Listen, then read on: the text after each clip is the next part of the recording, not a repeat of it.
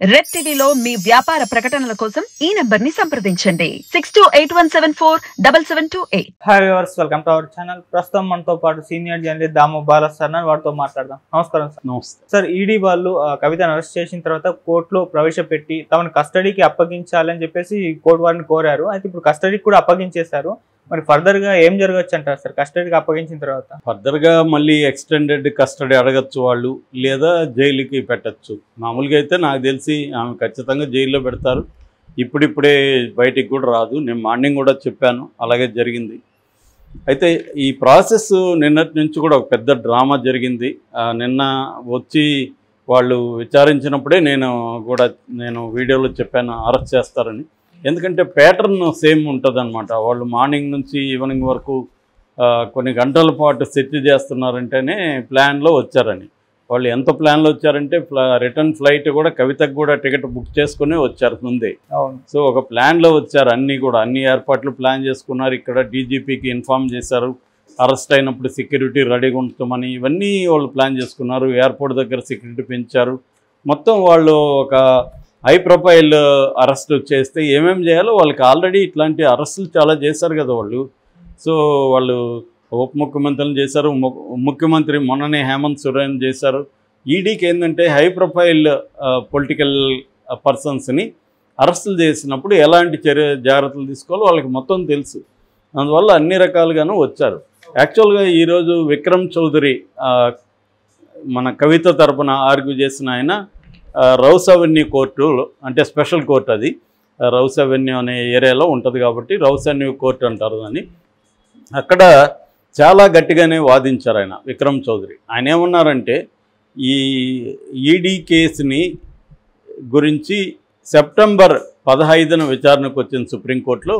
అప్పుడు ఈడీ ఏమని చెప్పింది, మేము ఈమెను అరెస్ట్ చేయము, సమ్మన్లో ఇవ్వము, విచారణకు పిలవమని అక్కడ అసిస్టెంట్ అడ్వకేట్ జనరల్ చెప్పాడు. కానీ వీళ్ళు దాన్ని ఉల్లంఘించి ఇప్పుడు వచ్చి అరెస్ట్ చేశారు. నిన్నంతా కూడా హైడ్రామా క్రియేట్ చేశారు. సో వీళ్ళు సుప్రీంకోర్టులో తాము ఇచ్చిన అండర్టేకింగ్నే తాము ఉల్లంఘించారు అనేది వాదన చేశాడు. అట్లాగే నళిని చిదంబరంకి ఇచ్చిన వెసులుబాటును ఈ కేసులో కూడా అప్లై చేసి ఒక మహిళగా ఇవ్వండి అనేది కూడా ఆయన వారికి చేశాడు. కానీ ఈడీ తరపున కూడా ఎన్కే మట్టా అండ్ జోయబ్ హసన్ వీళ్ళిద్దరు కూడా చాలా స్ట్రాంగ్గా వాదించారు. వాళ్ళు చెప్పింది ఏంటంటే మేము సెప్టెంబర్ 15న సుప్రీంకోర్టులో ఏం చెప్పాము, 10 రోజుల పాటు సమన్లు ఇవ్వము అని చెప్పాం. కానీ విచారణ నుంచి మినహాయింపు ఇవ్వలేమనే మేము చెప్పాము. విచారణ చేయమని మేము చెప్పలేదు, అరెస్టు చేయమని మనం చెప్పలేదు. అరెస్టు చేయొద్దని, విచారణ చేయొద్దని కవిత విజ్ఞప్తి చేసింది అంతే.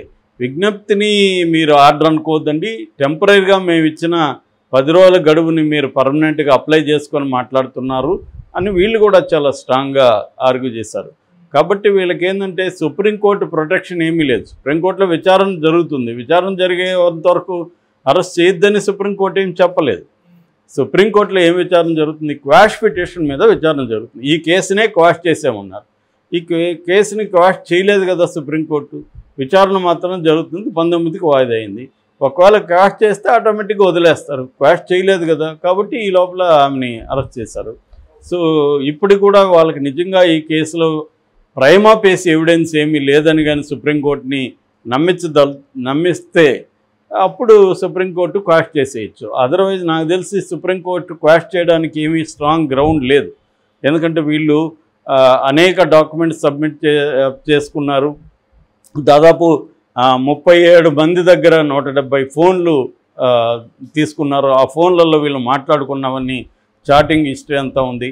సుకేష్ చంద్రశేఖర్ అని అతను దీంట్లో మధ్యవర్తిగా వ్యవహరించానని చెప్తున్నాడు. ప్రజెంట్ జైల్లో ఉన్నాడు అతను.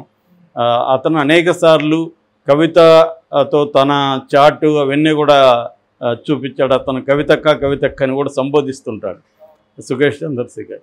అతను అనేకం పెట్టాడు. అట్లాగే అన్నిటికంటే ఇంపార్టెంట్ ఏమంటే ఈమెకు బినామీగా వ్యవహరించిన అరుణ్ రామచంద్ర పిల్లై అతను అప్రూవర్గా మారిపోయాడు. కన్ఫెషన్ స్టేట్మెంట్ ఇచ్చాడు. నేను బినామీగా పనిచేశాను, ఆమె ఇండోస్పిరిట్స్లో 33% వాటా నాకుంది, అది నాది కాదు కవితదే, నేను ఓన్లీ బినామీ మాత్రమే అనేక విషయాలను అతను తన కన్ఫెషన్ రిపోర్ట్లో ఈడీకి చెప్పేశాడు. ఇప్పుడు దాన్ని బేస్ చేసుకొని ఇది చేశారు. అట్లాగే మాజీ సీఏ కవితకు మాజీ చార్టర్డ్ అకౌంటెంట్ ఆయన గోరంట్ల బుచ్చిబాబు, తను కూడా అప్రూవర్గా మారిపోయి తను కూడా ఇది చేశాడు. అంటే ఈ కేసులో ప్రధానమైన నిందితులుగా ఉన్న వాళ్ళందరూ అప్రూవల్గా మారిపోయారు. అంటే శరత్ చంద్రారెడ్డి కానీ, అరవిందో ఫామా, ఇటు మాగుంట రాఘవరెడ్డి, మాగుంట శ్రీనివాసరెడ్డి కొడుకు, ఇటు దినేష్ అరోరా, ఆయన ఒక ఇంపార్టెంట్, ఆయన హోటల్స్ అవన్నీ ఉన్నాయి ఢిల్లీలో, ఆయన కూడా దీంట్లో ఇంపార్టెంట్ ముద్దాయి. సో ఆయన విజయ్ అరోరా అని ఇంకొక అతను. సో వీళ్ళందరూ కూడా చాలా వాంగ్మూలాలు ఇచ్చేశారు ఈడీకి. సో కవిత మీద స్ట్రాంగ్గా ఉంది తప్ప వీక్గా లేదు కేసు. అంటే ప్రైమా పేసి నేను చెప్తున్నా, ట్రయల్లో నిలబడుతుందని నేను కూడా అనుకోవట్లేదు. ట్రయల్లో ఈ కేసులు ఏమి నిలబడవు, కానీ ప్రైమా పేసి ఎవిడెన్స్ సుప్రీంకోర్టు వరకు వెళ్ళినా కూడా సుప్రీంకోర్టు రిలీఫ్ ఇవ్వదు. ఎందుకంటే సుప్రీంకోర్టు అనేక సార్లు ఏం చెప్పిందంటే హత్య కేసుల్లో అయినా కూడా కన్సిడర్ చేయొచ్చు, కానీ ఎకనామిక్ అఫెన్సెస్ విషయంలో ఎటువంటి కన్సిడరేషన్స్ ఉండొద్దు, స్ట్రిక్ట్గానే డీల్ చేయండి అని సుప్రీంకోర్టు అనేకసార్లు చెప్పింది. ఎందుకు, హత్యలైనా ఒక్కోసారి ఆవేశంలో హత్యలు చేసేవాళ్ళు ఉంటారు. అందరూ ప్రీప్లాన్డ్ హత్యలు చేయరు, ఆవేశంలో కూడా హత్యలు చేసేవాళ్ళు ఉంటారు. కానీ ఎకనామిక్ క్రైమ్స్లో ఆవేశంలో ఎకనామిక్ క్రైమ్ చేయలేరు కదా, ముందు ప్లాన్ చేసుకోవాలి కదా ఎకనామిక్ క్రైమ్ చేయాలంటే. అందుకని ఇది చాలా ఘోరమైంది. రెండోది, ప్రజాప్రతినిధులు ఎకనామిక్ క్రైమ్ చేయడం అంటే ప్రజాప్రతినిధుల మీద ఉంచిన ప్రజల విశ్వాసాన్ని వాళ్ళు క్రిమినల్గా బ్రీచ్ చేయడమే, దాన్ని ఉల్లంఘించడమే. కాబట్టి అది క్రిమినల్ యాక్టు, కాబట్టి దాని మీద సీరియస్గా ఉండండి అని అనేకసార్లు సుప్రీంకోర్టు చెప్పింది. కాబట్టి ఇది ఎకనామిక్ అఫెన్స్ కిందకే వస్తుంది. రెండోది ఏంటంటే పిఎంఎల్ఏ చట్టం అనేది వెరీ స్ట్రిక్ట్ ఉంటుంది. పిఎంఎల్ఏ అంటే prevention of money laundering act. ఈ చట్టం ఏం చెప్తుందంటే మిగతా చట్టాలు ఈ చట్టం ఉన్న చోట అవి పనిచేయవు. అంటే ఇప్పుడు ఫర్ ఎగ్జాంపుల్ సిఆర్పిసినా పిఎంఎల్ఏనా, సిఆర్పిసి ప్రకారం ఒక మహిళను ఈవినింగ్ తర్వాత మార్నింగ్ లోపల అరెస్ట్ చేయకూడదని సిఆర్పిసి చెప్తుంది, కానీ పిఎంఎల్ఏలో అది ఉండదు. కాబట్టి సిఆర్పిసి ఇక్కడ వర్తించదు. రెండు పోటీ పడితే పిఎంఎల్ఏనే గెలుస్తుంది అనమాట, కాబట్టి అది వర్తించదు. అట్లాగే ట్రాన్సిట్ వారెంట్ తీసుకోవాలి, పిఎంఎల్ఏ కింద అవసరం లేదు. అట్లాగే వాళ్ళ ఇంటికి వెళ్ళి విచారించాలి మహిళలకి, మామూలుగా అయితే సిఆర్పిసి, కానీ పిఎంఎల్ఏ కింద వర్తించదు. ఇలాగ ప్రతిదీ అన్ని రెగ్యులర్ చట్టాలన్నింటినీ పిఎంఎల్ఏ చట్టం బ్రేక్ చేస్తుంది. అందువల్లనే దీంట్లో అరెస్ట్ చేసినప్పుడు మనీష్ సిసోడియా లాంటి వాడికి బెయిల్ రాలే. అతనికి నిజానికి ఢిల్లీలో చాలా క్రేజ్ ఉంది, ప్రజల్లో మంచి పేరు ఉంది. ఆయన అనేక హెల్త్ సెక్టర్లో కావచ్చు, అనేక సెక్టర్లో ఢిల్లీ ప్రజలకు ఎంతో సేవ చేశాడని పేరుంది. ఆయన్నే తీసుకెళ్ళి లోపలేసి 1 year పెట్టుకున్నారు పిఎంఎల్ఏ చట్టంలో.